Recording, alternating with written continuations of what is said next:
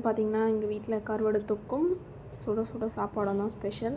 மாவு காலி ஆகிடுச்சி. சரி, அதனால் சாப்பாடு வடிச்சிட்டு ரசம் வைக்கலான்னு பிளான் பண்ணோம். இல்லை வேண்டாம், கருவாடு தொக்கு பண்ணலாம், ரொம்ப நாளாவது கருவாடு சாப்பிட்டு, கருவாடு தொக்கு சாப்பிட்டு அப்படின்னு சொல்லிட்டு கருவாடு நானும் எங்கள் அம்மாவும் போயிட்டு வாங்கிட்டு வந்தோம். ஒரு 30 ரூபாய்க்கு பக்கத்தில் இருக்க ஒரு கடையிலுக்கு போயிட்டு வாங்கிட்டு வந்தோம். அது செய்ய ஸ்டார்ட் பண்ணிட்டோம். சரி, அரிசி போட்டுடலாம். நான் தான் வீடியோ எடுத்துகிட்டே போட்டேன், கீழே போட்டுட்டேன் பாதி அரிசியை.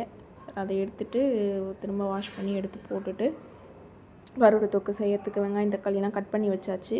அதுக்கு முன்னாடி கொஞ்சம் இஞ்சி பூண்டு பேஸ்ட்டாக இது பண்ணிக்கலாம் அப்படின்னு சொன்னோம். இல்லை பேஸ்ட் வேண்டாம், இது எங்கள் அம்மா சொன்னாங்க, கருவாடு தொக்குக்கு பேஸ்ட்டாக போட்டால் அவ்வளோ இதுவாக இருக்காது, வாசனை இருக்கும், இருந்தாலும் இப்படி நசுக்கி போட்டால் இன்னும் செம்மையாக இருக்கும் சாப்பிட்றதுக்கு அப்படின்னு சொன்னாங்க. சரி ஓகே அப்படின்னு சொல்லிவிட்டு அதை கொஞ்சம் நசுக்கி ஒரு இடத்துல வச்சுட்டு இடித்து எடுத்து வச்சுட்டு நெக்ஸ்ட்டு எண்ணெயை ஊற்றிட்டு, எங்கள் ஸ்டைலில் நாங்கள் கருவாடு தொக்கு இப்படி தான் செய்வோம். சோம்பு சீரகம் அதெல்லாம் வாரிலாம் போட மாட்டோம். வெறும் எண்ணெய் ஊற்றி கடுகு போட்டு தேவையான வெங்காயம் தக்காளி கட் பண்ணி வச்சுருக்கோம். நாங்கள் எங்கள் 2 பேருக்கு தான், மீதி மிச்சம் இருக்கோம் நாளைக்கு எப்படியோ. அதை மீதுன்னா வேஸ்ட்லாம் பண்ண மாட்டோம். எடுத்து வச்சுட்டு காலையில் சூடு பண்ணி எங்கள் அம்மா சாப்பிட்ருவாங்க. அப்படி இல்லைன்னா மதியானத்துக்கு சூடு பண்ணி எடுத்துகிட்டு போயிடுவோம். வேஸ்ட்டு சாப்பாடு என்றைக்கும் வேஸ்ட்டு பண்ணாதீங்க, யாருமே வேஸ்ட் பண்ணாதீங்க. நாங்களும் சுத்தமாக வேஸ்ட் பண்ண மாட்டோம். அது எப்படியாவது வச்சா அது சாப்பிட்ருவோம், அட்லீஸ்ட் சூடு பண்ணியாவது சாப்பிட்ருவோம். ஆனால் வேஸ்ட் பண்ண மாட்டோம் சாப்பாடை. வெங்காயத்தை போட்டுட்டு கொஞ்சம் வதக்கிட்டு தக்காளி உடனே போட்டுருங்க, ரொம்ப நேரம் வைக்க வேண்டாம். போட்டுட்டு அதையும் கொஞ்சம் நேரம் வதக்கிட்டு கொஞ்சம் தட்டு போட்டு மூடிட்டு, அதுக்கு பிறகு கொஞ்ச நேரம் கழித்து இஞ்சி பூண்டு பேஸ்ட், அந்த இஞ்சி பூண்டும் இடித்து வச்சுருந்தோம்ல அதை போட்டுருங்க. அதை போட்டுட்டு கொஞ்சம் நேரம் அப்படியே அதை வச்சுட்டு, அடுத்தது அந்த கருவாடை மட்டும் நம்ம க்ளீன் பண்ணிவிட்டு வந்துடலாம். வாங்கி வச்சுருந்த கருவாடை கொஞ்சம் நேரம் கொஞ்சம் க்ளீன் பண்ணிவிட்டு வந்தோம். கொஞ்சம் நேரம்ன்ட்டு தெரியாமல் க்ளீன் பண்ணிவிட்டு அந்த மினுமினுப்பு இல்லாமல் க்ளீன் பண்ணணும். இல்லைன்னா அந்த தொக்கே அந்த மினுன்னு இருக்கும். அதனால் அப்படி பார்த்து அதை க்ளீன் பண்ணுங்கள். சுடு தண்ணிலாம் நாங்கள் போட மாட்டோம், வெறும் பச்சை தண்ணிலே க்ளீன் பண்ணிவிடுவோம். மஞ்சத்தூள் போட்டு கொஞ்சம் வாஷ் பண்ணிவிட்டு போட வேண்டியது தான். கறி கூட மஞ்சத்தூள், கல்லுப்பு, அதுக்கு பிறகு லெமன், இது சேர்த்து 3த்தையும் சேர்த்து தான் கழுவும். கறி மீனாகட்டும் எதுவாகட்டும் இப்படி கழுவுனா தான் எங்களுக்கு என்னவோ பிடிக்குது சாப்பிட்றதுக்கே. இல்லைனா அது என்னவோ ஒரு மாதிரியாக இருக்க மாதிரி இருக்குது. அதனால் இப்படி தான் நாங்கள் வாஷ் பண்ணுவோம்.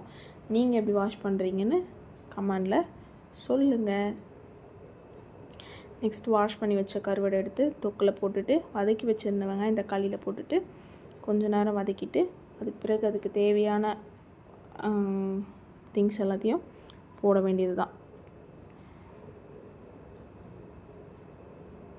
கொஞ்சம் நேரம் வதக்கி விட்டுட்டு, யார் யாருக்கெல்லாம் கருவாடு தொக்கு ரொம்ப பிடிக்கும், மீன் குழம்பு பிடிக்கும்னு என்கிட்ட சொல்லுங்கள். எனக்கு ரொம்ப பிடிக்கும் கருவாடு தொக்கு, மீன் குழம்பு, மீன் வறுவல். நான்வெஜ்னால் தான் எனக்கு ரொம்ப பிடிக்கும்.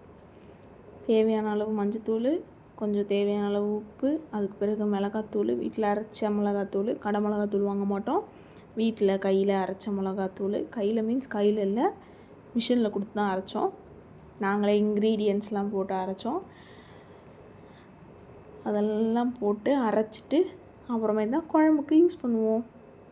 இதை வதக்கிட்டு கொஞ்சம் தேவையான அளவு தண்ணி ஊற்றிட்டு, கொஞ்சமாக தண்ணி ஊற்றிக்கோங்க, அதிகமாக ஊற்றிடாதீங்க, ஏன்னா அப்புறம் ரொம்ப நேரம் கொதிக்க விடுற மாதிரி ஆகிடும்.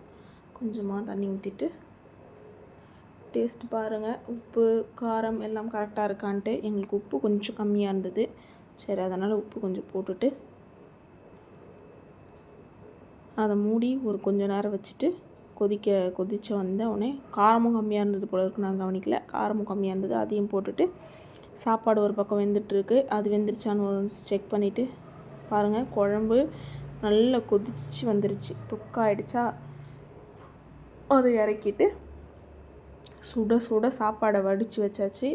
அந்த வடித்த சாப்பாடை தட்டில் போட்டுட்டு சுட சுட சாப்பாடு, சுட சுட கருவாடு தொக்கு, அது 2த்தையும் அப்படியே பிசைஞ்சு சாப்பிட்டா வேறு லெவலில் இருந்தது, வேறு லெவலில்.